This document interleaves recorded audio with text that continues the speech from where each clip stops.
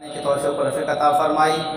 معزز سامعین اکرام، شاعر علامہ اقبال کیا یہ خوبصورت شاعری انداز میں بیان کر رہے ہیں کہ محبت کی تمنا ہے تو پھر وہ وصف پیدا کر، محبت کی تمنا ہے تو پھر وہ وصف پیدا کر، جہاں سے عشق چلتا ہے وہاں تک نام پیدا کر، جہاں سے عشق چلتا ہے وہاں تک نام پیدا کر،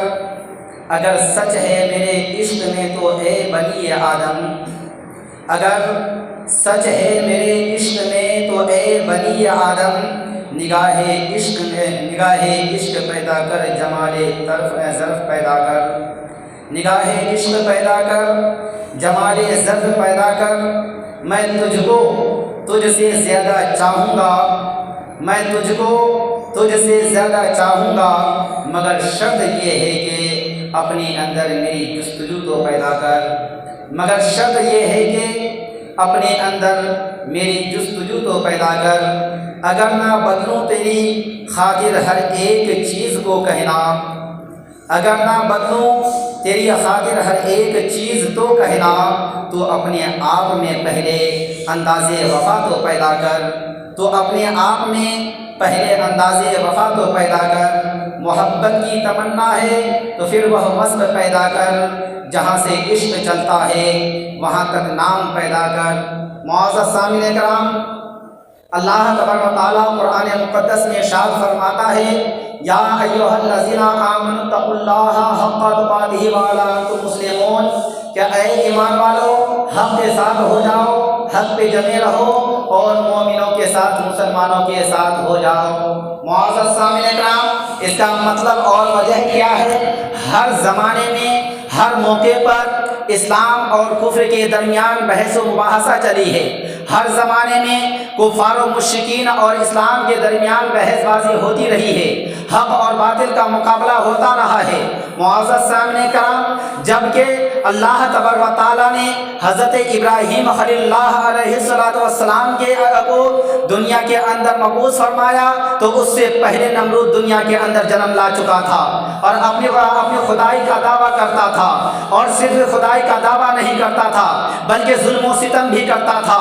اتیاچار بھی کرتا تھا، مگر رب کعبہ کو جب جلال آیا تو رب کعبہ نے انہیں طرح طرح سے سمجھانے کی کوشش اور راہ دکھانے کی کوشش کی، مگر جب نمرود نے نہ مانا تو رب کعبہ نے ایک لال کو جنم دیا، ایک بیٹا کو جنم دیا، اور ایسا بیٹا کو جنم دیا کہ رب دنیا جسے حضرت ابراہیم خلیل اللہ کہتی ہے۔ حضرت محترم، یہ کون ابراہیم خلیل اللہ ہیں؟ یہ وہ ابراہیم خلیل اللہ ہیں جن کو رب کعبہ نے 90 سال کی عمر میں ایک بیٹا دیا تھا، لال دیا تھا، جن کو دنیا حضرت ابراہیم خلیل اللہ کے نام سے جانتی اور پہچانتی ہے۔ حضرات محترم، یہی وہ ابراہیم خلیل اللہ ہیں، اور ان کے والد محترم آجر کرتے کیا تھے؟ یہاں پہ والد محترم کے نام میں اختلاف ہے، کوئی آجر کہتے ہیں اور کوئی تاریخ کہتے ہیں۔ حضرات محترم، بہرحال آجر کو نام لے لیجئے، اور یہ آجر کرتے کیا تھے؟ حضرات محترم، ان کا دو کام تھا۔ ایک کام تو یہ تھا کہ بتوں کی مورتی بنا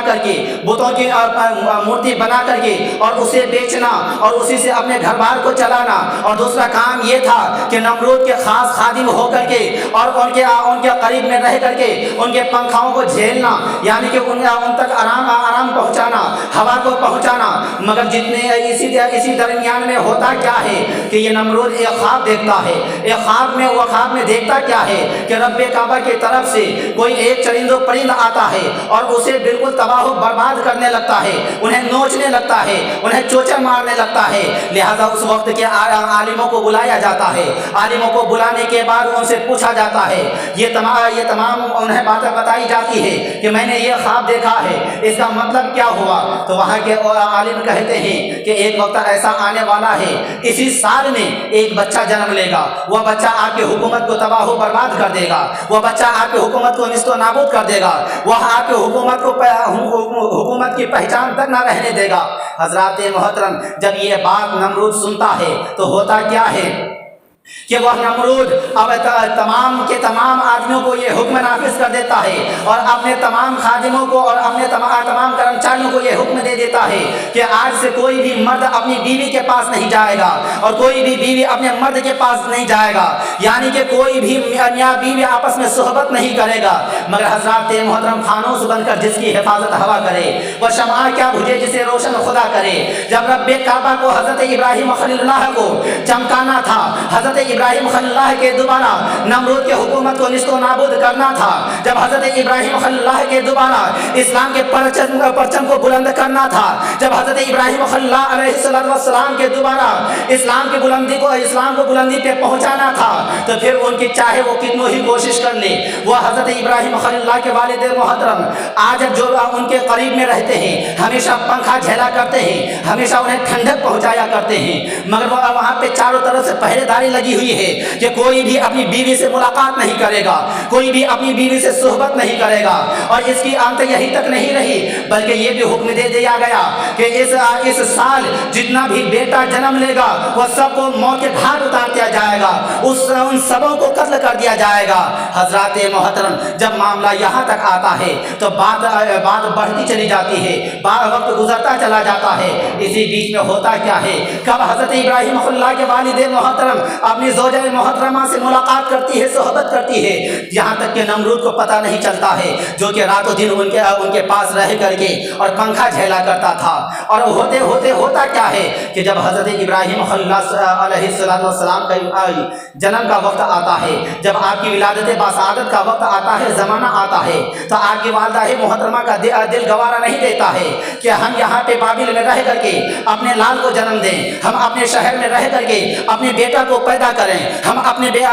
اس شہر کے اندر یعنی کہ بابل کے اندر رہ کر کے اور ہم اپنے نور نظر لخت جگر کو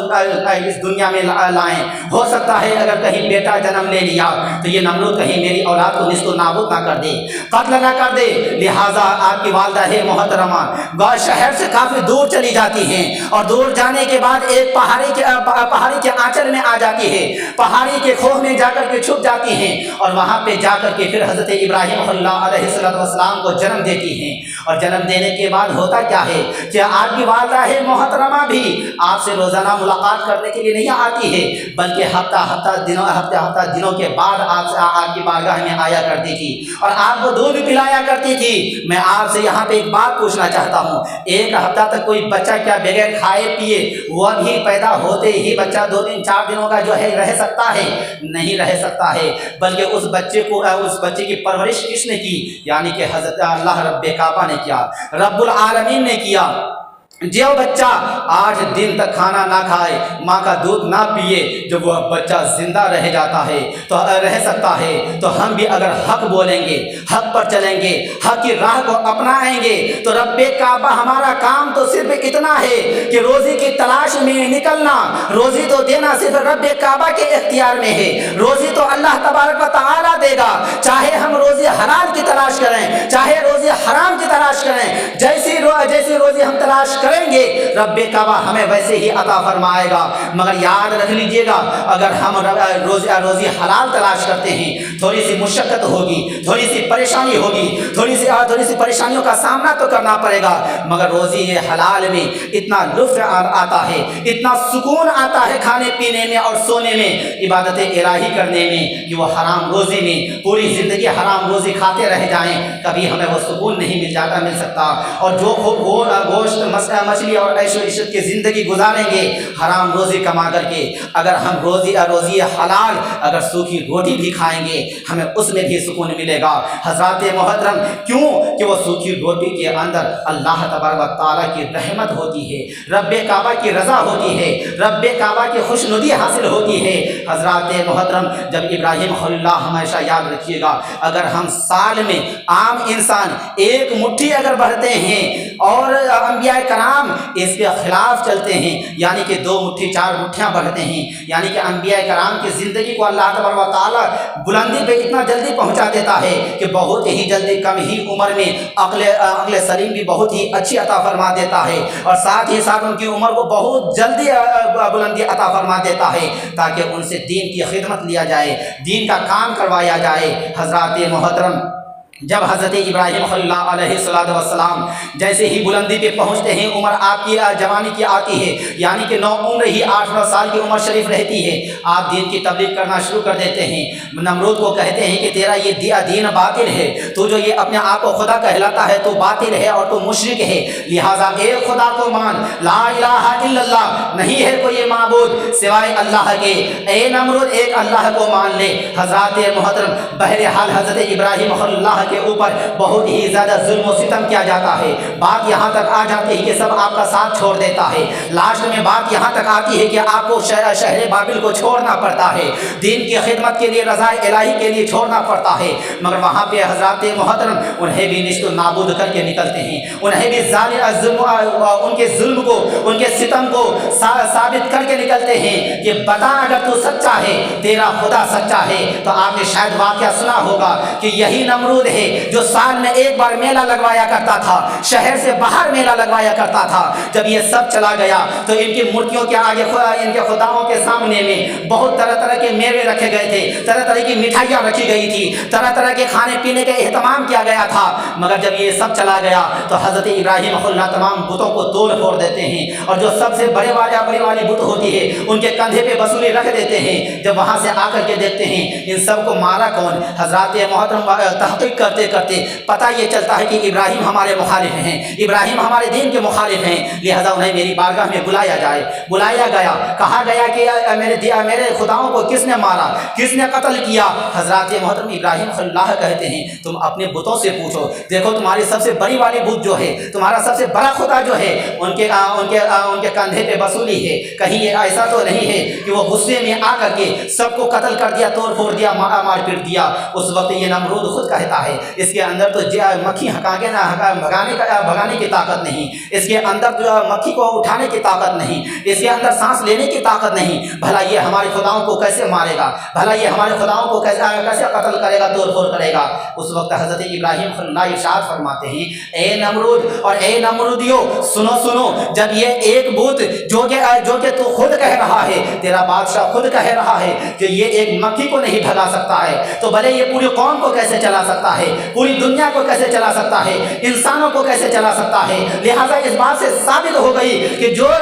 बुत एक मक्खी को नहीं भगा सकता वो पूरी कौम को नहीं चला सकता है, पूरी दुनिया को नहीं चला सकता है। लिहाजा तेरा खुदा बातिल था, बातिल है, बातिल रहेगा। ए नमरूद और नमरूदियो अभी भी तुम्हें मौका है, तुम इनसे तौबा कर लो। हज़रत मोहतरम इसके बदले में इब्राहीम खलीलुल्लाह को क्या मिला, आग में डाला गया, आग के अंदर सजा दी गई। मगर हज़रत मोहतरम फिर वही बात आती है कि फानूस बनकर जिसकी हिफाजत हवा करे वह शमआ क्या बुझे जिसे रोशन खुदा करे। हज़रत मोहतरम वहाँ पे रिवायतों के मुताबिक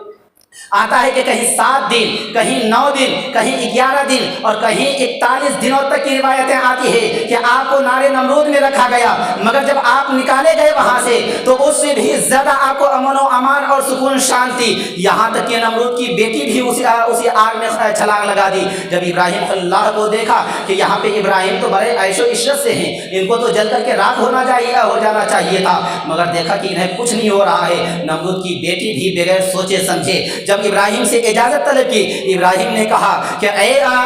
शहजादी नमरूद, अगर तू वाकई में आग में कूदना चाहती है, अगर तू आग से निजात चाहती है तो पढ़ ले ला इलाहा इल्लल्लाह, इब्राहीम खलीलुल्लाह तो कामयाब हो जाएगी, फलाहयाब हो जाएगी। उस वक्त नमरूद की बेटी ला इलाहा इल्लल्लाह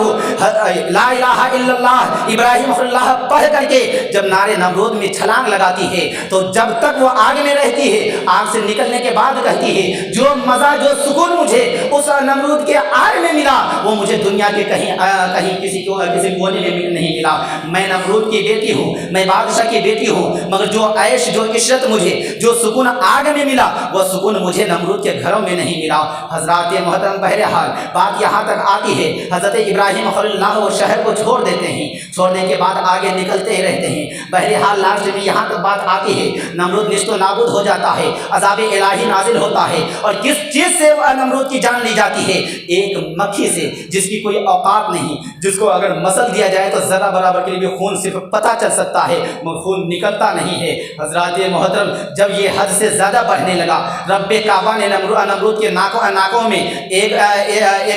مکھی کو گھسا دیتا ہے، اور وہ مکھی کو جب گھساتا ہے، جب اندر میں بھن بھناتا ہے، انہیں سکون سے رہنا مشکل ہو جاتا ہے۔ وہی جس کے اوپر آج تک یہ حکومت کرتا تھا، اسی سے یہ اپنے سر پہ جوتا مرواتا ہے، چپل مرواتا ہے، اور ایسے ہی جوتا اور چپل مروا کر کے، اور وہی جوتا اور چپل کھاتے کھاتے وہ اس دنیا سے جہنم کے آگ میں پہنچ جاتا ہے۔